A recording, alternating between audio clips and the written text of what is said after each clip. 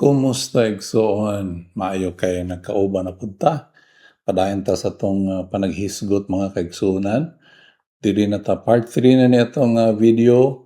Doon na tayo gihimo nga part 1 and then doon na part 2 karon part 3 na ni siya. Kung mapatunin mo na paminawan ang part 1 ug 2, okay ra pod gyapon. Pero nindot og ma-review to nimo mga kaigsunan. I mean, paminawan to nimo. And if ever pwede mo di-review, but karon nga higayon mga kaigsunan atong hisgutan ning mga illustration ni Paul nganong makaingon siya nga wala napakyas ang Dios.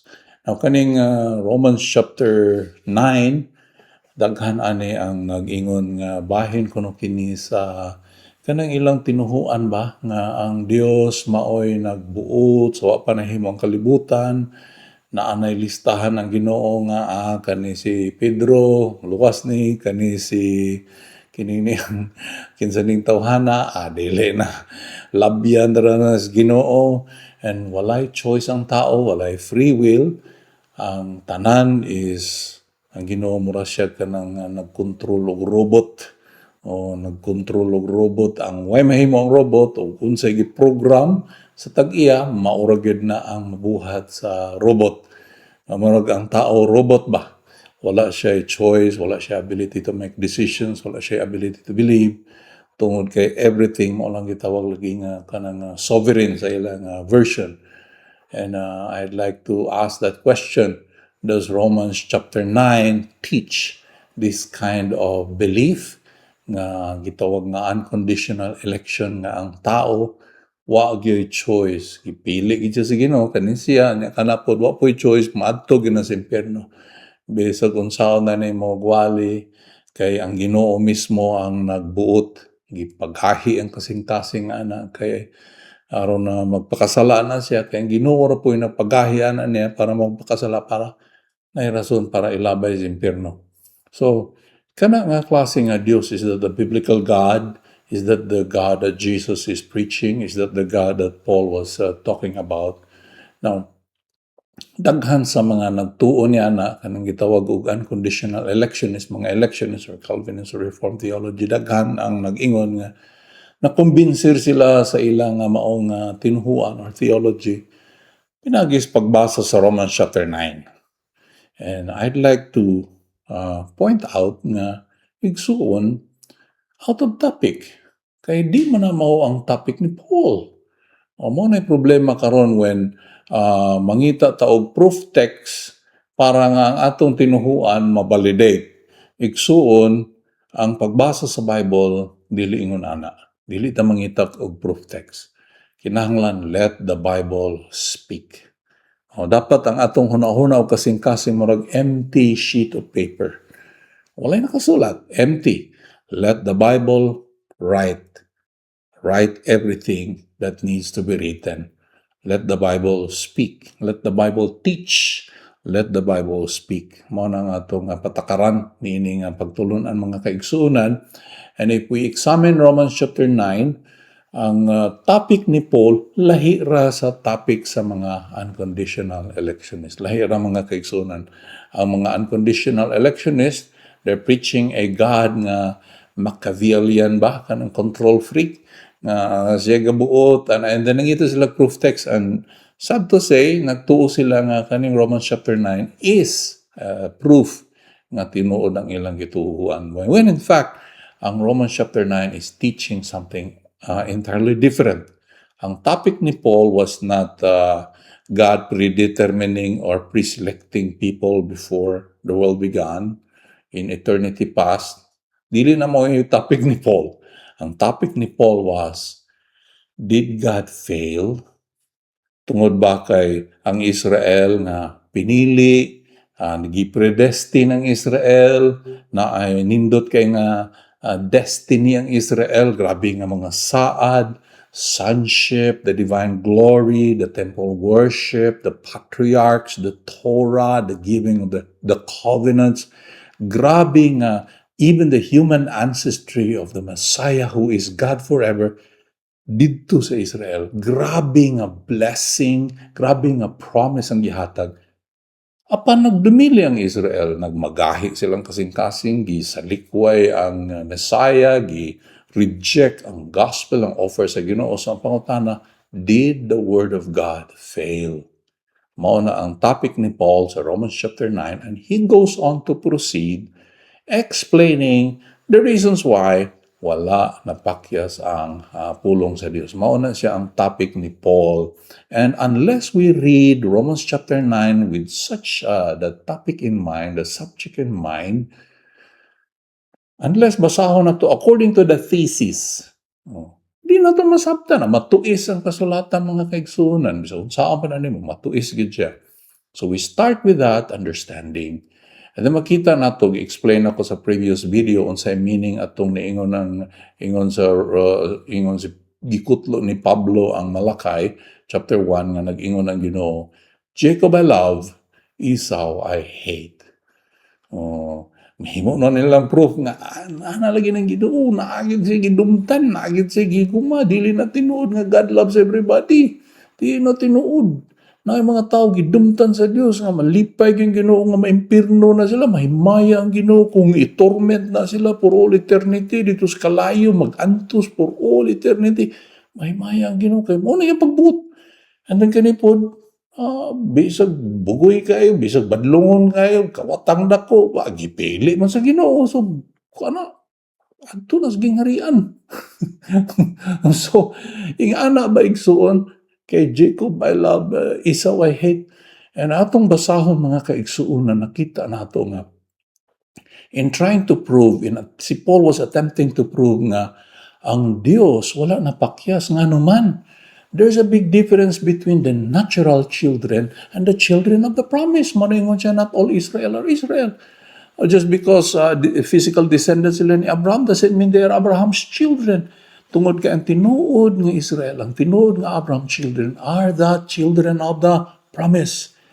Lahi po itong natural, lahi ang children of the promise. Gidistinguish na niya mga kaigsunan, and then doon na siya duha ka illustration, doon na siya kanang supporting text, which is bahit tungod kang Isaac.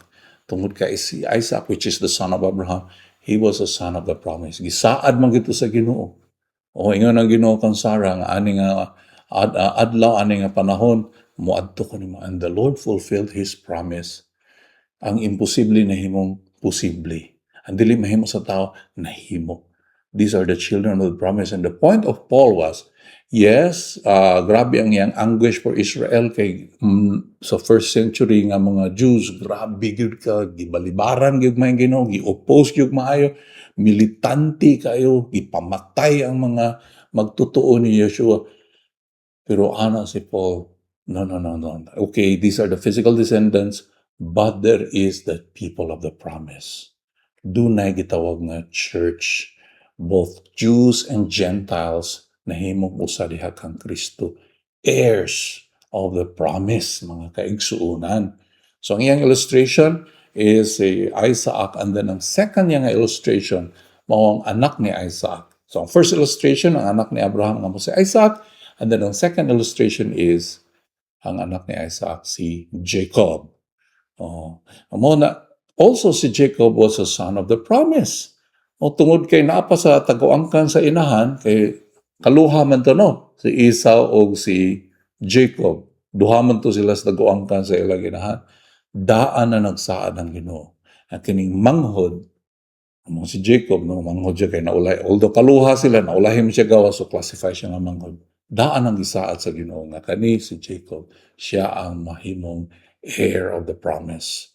So, ang point diha mga kaigsunan is the Lord is faithful sa iyang promise. Dunay katawhan of the promise. And then pag ingon niya nga, Jacob I love, Esau I hate, kung imo nang tan-awon sa source, mga kaigsunan, dili mo ko na ito masabtan ang mensahe, kung dili na ito tanawon ang source. Ang mga first century nga mga rabbi, ang ilang pagkutlo og scripture, wala maggoy verse number o chapter number sa unang panahon. Bago na mag-imbento, pag-imbento sa printing press, dito man nagibutang ang mga numero, mga versikulo. But sa unang panahon, wala na yung number. So what the ancient rabbis do is kanang gitawag og principle of allusion. They allude to a particular unit of scripture by quoting phrases or one phrase or two. Pinagi niya na, masabtan nimo, the ancient rabbi was pointing to that particular scripture. Now, masabtan nimo ng Jacob I love, Esau I hate, kung tanaw nimo ang source, to which the author Paul was alluding to. Masabtan na nimo in Malachi chapter 1, 2, 3 nga ang Ginoo was talking about the covenant. Covenant sama ba sa kasal o minyo? Nga sama ra anong Ginoo ningon, si Jacob akong gipakaslan. Si Esau wala. Doesn't mean nga gidumtan niya ang mga kaliwat ni Esau, mga Edomites, mga impyerno mo tanan. No, he was not talking about eternal torment in hell. He was not talking about that. He was talking about a covenant.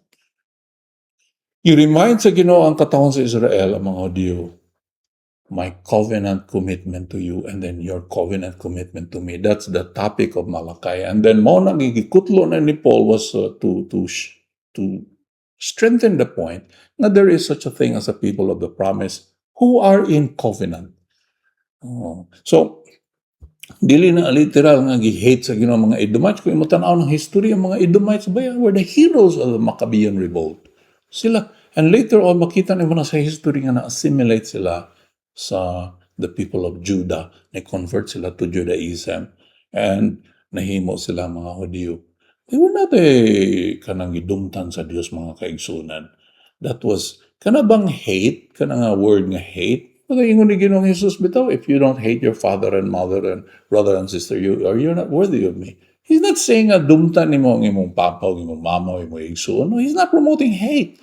He's actually saying that your love for God is so great so that compared to your love, your natural love for your relatives, maklasify na siya nga quote-unquote hate tungod kay haskang gamaya compared to the magnitude of the love of God. Now, that's the point, mga kaigsuunan. And of course, we're called to love our parents and honor your father and your mother so that you will enjoy the inheritance that the Lord is giving you. You will live long. Now, kining gihisgutan nato na sa last nga video, that's part 2. We are now in part 3 and we are going to talk about the potter and the clay. So after si Paul nag-explain nga there is such a thing as the natural children and the children of the promise, he goes on to explain nga dunay mga objects of mercy and objects of wrath. Amo na itong mabasa mga kaigsuunan din sa verse 14 downwards, dunay contrast between objects of mercy and objects of wrath. And ang Ginoo mo'y nagbuot ani sama nga usa ka potter. Potter is kana bitang tig-umol o clay nga gahimo siya mga kaang, gahimo siya mga banga, mga tadyaw, mga plato, di ba? Kinsa sa inyo kabisado ana kaning actually kaning ceramic, this is kaning niyang derivative derived from clay. So duna sa una, this is paghimo ani lapo kini siya na pino kayo o gihulma, giumol mo na nga nahimo siyang cup or mug. So ingon ana ang potter, siya nagahimo na siya potter's wheel, nagaumol siya ang point din sa atong basahon karon nga portion sa Romans chapter 9 is that ang Ginoo is the potter, kita ang clay. Siya magbuot og unsa ni nga pottery, unsa ni nga object, unsa ni siya nga banga, unsa ni siya nga basin. Is it for honor or is it for wrath o kasuko or pagsilot? So ato ni basahon mga kaigsunan kay kini siya nga portion mao pud siyang gigamit sa mga reform theology nga paningkamot pag-prove sa ilang punto. Pero igsuon again i-put into context nato ni nga sa panahon ni Paul dunay mga Hudiyo nga unta man mga physical descendants monta sila ni Abraham pero nahimo silang objects of wrath. So sama sila kang Pharaoh panahon sa ka Moses, si Pharaoh ni oppose maayo militarily, violently ni oppose siya sa katuyuan sa Dios. In the same manner, the first century Jews, sila ang nagpatay, sila nagluto, sila naningkamot nga mahunong ang mga magwawali sa maayong balita mahitungod kang Ginoong Hesukristo. So nahimo silang objects of wrath instead of mercy. Now let's continue reading mga kaigsuonan. karong ani nga video dirito sa kanini ang verse 14 na ta, mga kaigsuunan sa Romans 9. What shall we say? What then shall we say? Is God unjust? Not at all. Wala ba'y hustisya ang Dios? Dili. And then ingon dito sa verse 15, for he says to Moses, I will have mercy on whom I have mercy, and I will have compassion in whom I have compassion. This is a quotation from Exodus chapter 33 mo ni ang gisulti sa Ginoo kang Moses. Magbaton ko kaluoy sa akong gusto kaluyan o gusto nako kaluyan ni kaluyan na nako siya. I will have mercy on whom I will have mercy and compassion on whom I will have compassion. Then verse 16 mga kaigsunan, ingon pa diri sa verse 16, it does not therefore depend on human desire or effort, but on God's mercy. So kining mga people of the promise, kining mga tao nga naluwas, pinagisagrasya sa Dios, wala na nag-agad sa tinguha sa tao, wala na nagtinguha sa paningkamot sa tao, purely the mercy of God. Now, I'd like to read, before we continue reading the next verse, I'd like to jump sa chapter 10 because grabe ni kanindot kay mga kaigsunan niya na strike yung ko ani nagbasa ko ani nga verse, di gid mawala sa kung hunahuna pagkanindot nini. This is a continuation actually, no? Chapter 9, 10, o 11, to look at chapter, usan sila ka-unit. But look at verse 20 here, ingon si Paul. And Isaiah boldly says, I was found by those who did not seek me. I revealed myself to those who did not ask for me.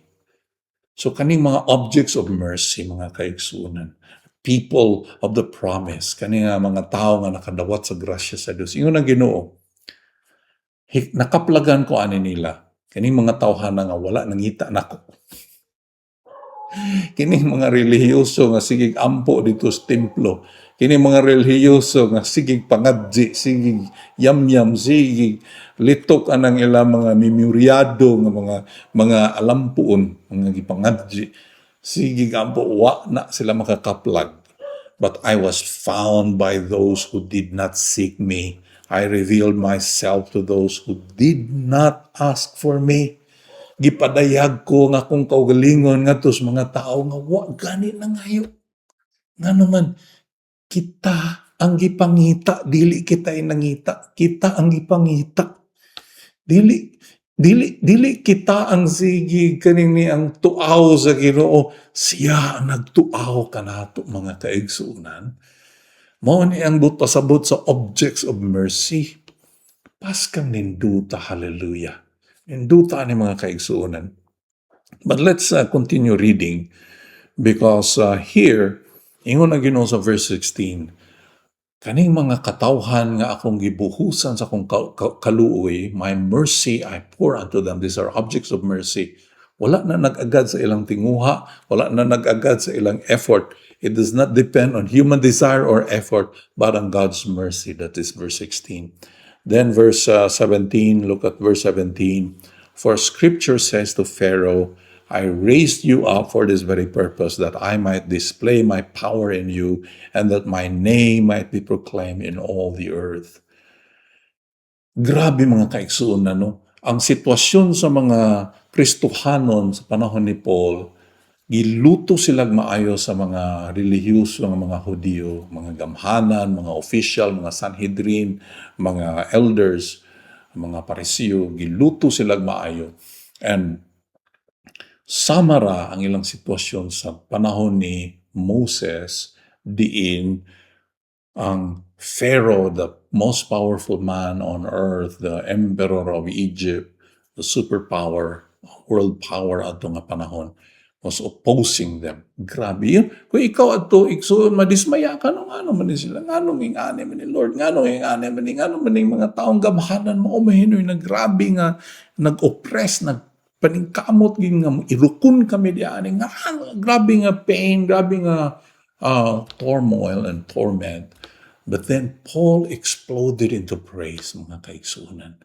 Kaya nasabtan niya, even kaning na gahi kay kasing-kasing, even kani nga mga tao nga mapintas kayo, grabe ka, mangtas kaayo. Ingon ang Ginoo, I raised us up to display my power.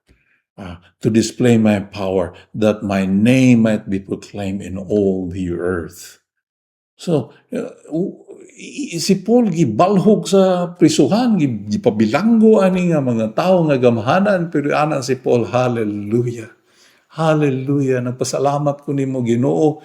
Ikaw ra may nag-raise up ani mga daotang tao so that your name may be glorified. Your name might be proclaimed. Your power be displayed. Mga kaigsunan, nindot kayo ni nga perspective. Hallelujah. And actually, no, let me jump na lang kinini ang sa katapusan sa chapter 11. Kani, again, no, chapter 9, 10, and 11 is one unit of scripture. And tanawa din sa kanini ang ending sa chapter 11, ano si Paul, all the depth of the riches of the wisdom and the knowledge of God. Taliwala sa mga naay grabing opposition, taliwala sa mga unpleasant circumstances, and grabe kayong persecution, nakasinggit si Paul, all the depths of the riches of the wisdom and the knowledge of God. Pagkalalum sa kadato, sa kaalam ug kahibalo sa Dios. Grabe mga kaigsuunan. How unsearchable His judgments. O ang iya mga pamaagi, ang iya mga paghukom, it's beyond finding out. Igsuon, how unsearchable. Dili masusi, dili matukib, dili matugkad ang mga desisyon sa Ginoo pagkanindot, and His paths beyond tracing out. Ingon siya sa verse 34, ingon pa ni diri, who has known the mind of the Lord and who has been His counselor? Nanginahanglan bagtambag ang Ginoo? Kinahanglan ba siya sa kaalam sa tao? Wala. Who has been the counselor of the Lord? Who has known the mind of the Lord? Kagrabe ba sa hunahuna sa Ginoo? Pagkalapad o pagkahabog, pagkadako. And then ingon pa diri sa verse 35, igsuon ingon diri, who has ever given to God that God should repay them? Nabay utang ang Ginoo. Nabay mga tao nga naghatag pabor sa Ginoo nga ang Ginoo na ay utang kabubuton anama. No. Everything is from Him. Kung doon na tayo maayong gibuhat, dili na nga ang nanay utang kabubuton ng Ginoo nanay utang. No, nga naman. Kanang maayo na tong buhat, gikan pud na niya.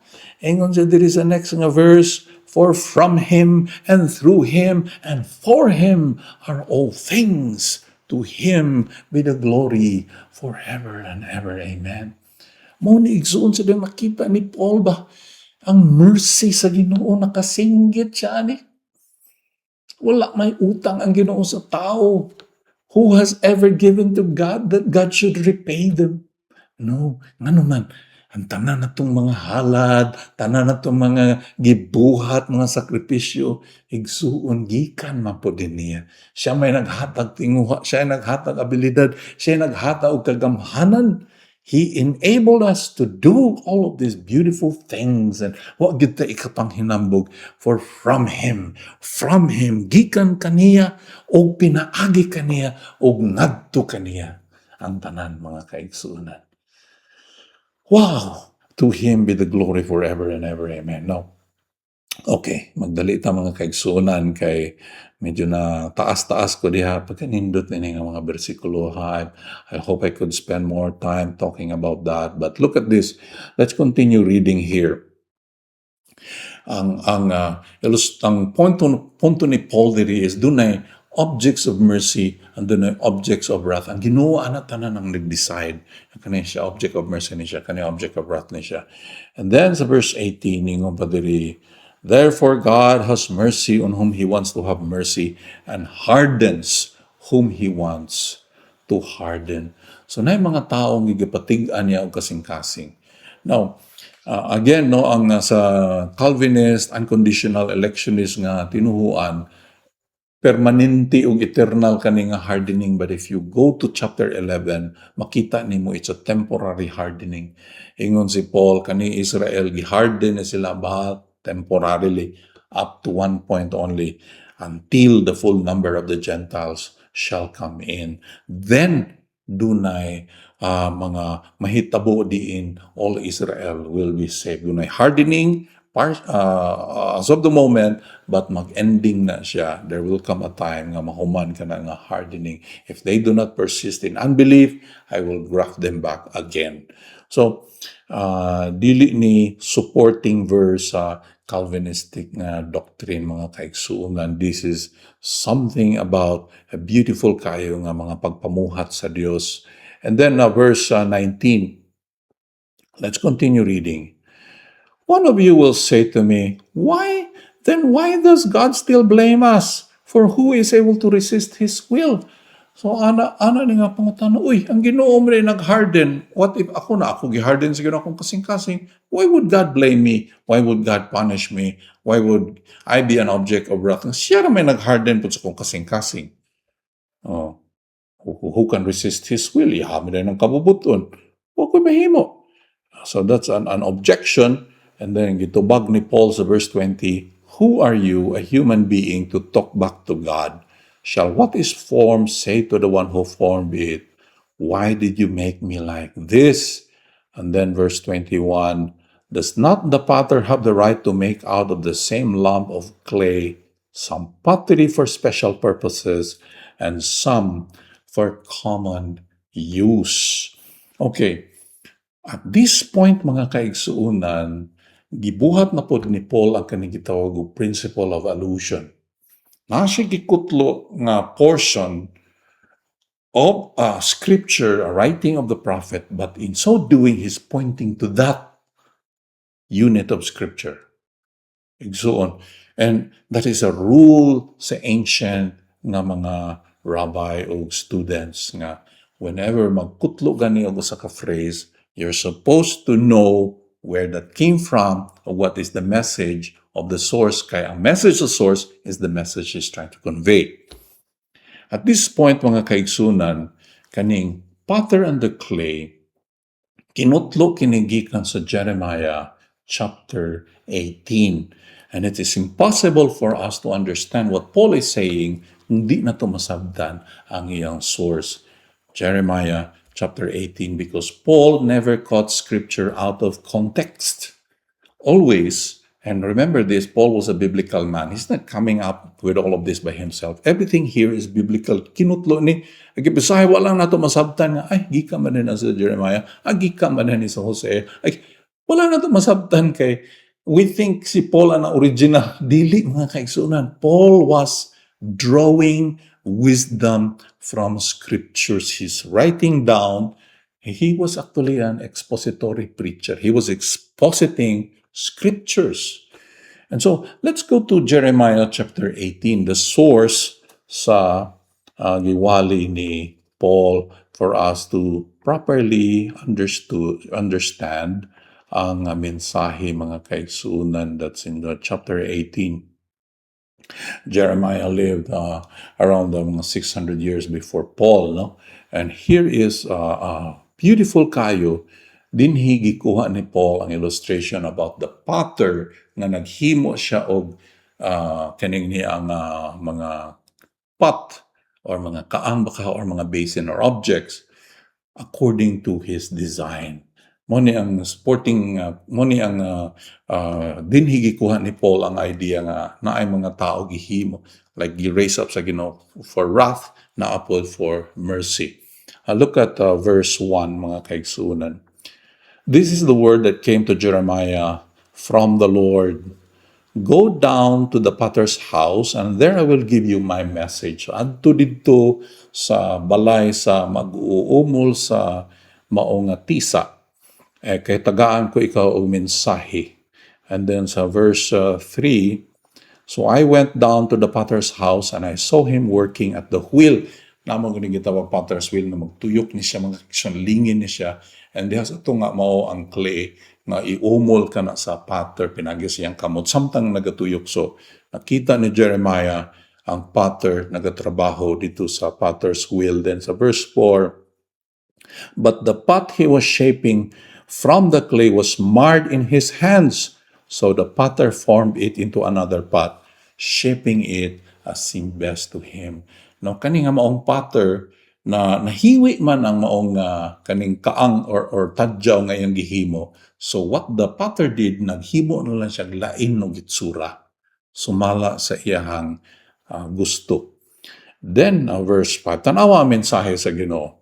Kung mauban ning mensahe sa mga Calvinist o sa Reform, which is actually lahi ra kayo ang mensahe mga Kristo, na lahi ang mensahe sa mga ancient Hebrews sa kani mga 16th century Renaissance-minded nga mga reformers. Lahi ra sila ang mensahe. The verse 5, then the word of the Lord came to me. He said, can I not do with you, Israel, as this potter does, declares the Lord? Like clay in the hand of the potter, so are you in my hand, Israel.